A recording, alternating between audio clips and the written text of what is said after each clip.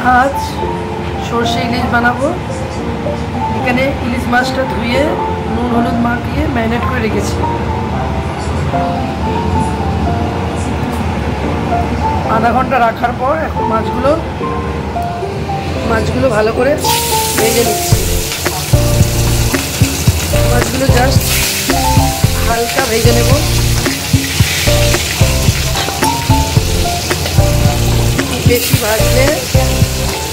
বেশি ভাজলে মাছের টেস্ট নষ্ট হয়ে যায়।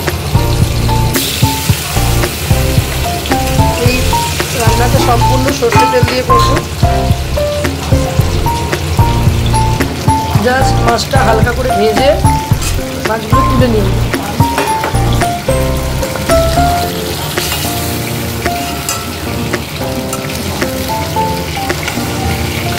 জাস্ট হালকা করে ভেজে নিতে হবে। বেশি ভাজলে মাছের টেস্ট নষ্ট হয়ে যাবে। আমি মাছগুলো একে একে ভেজে এখানে তুলে রাখলাম।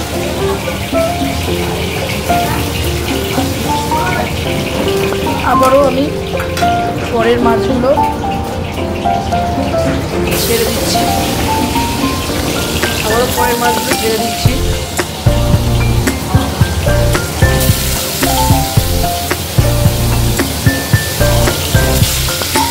হালকা করে জাস্ট ভেজে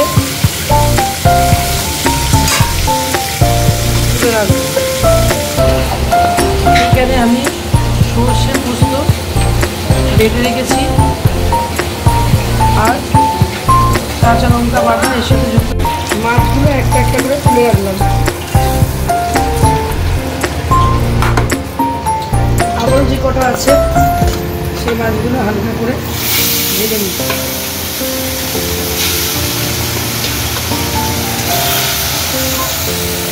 এখানে পেস্ট করে রেখেছি সর্ষে আর পোস্ত, এখানে পেস্ট করে রেখেছি। তেলে তেলটা গরম হলে আমি কালো জিরে আর শুকনো লঙ্কা ফোড়ন দেব।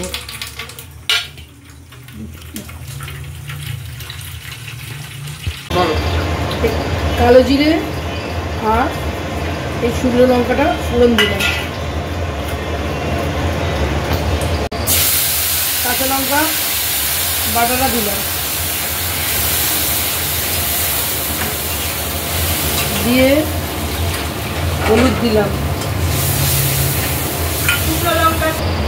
নুন দিলাম,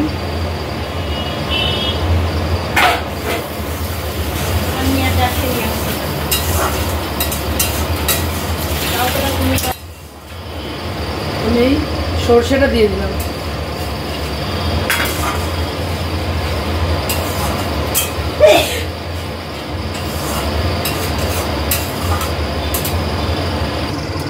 মাছগুলো একটা একটা করে সর্ষের মধ্যে দিয়ে দিলাম।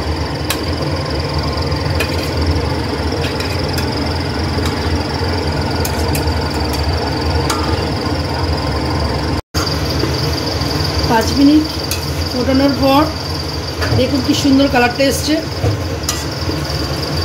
এবার জাস্ট একটু করে নামিয়ে দিচ্ছি।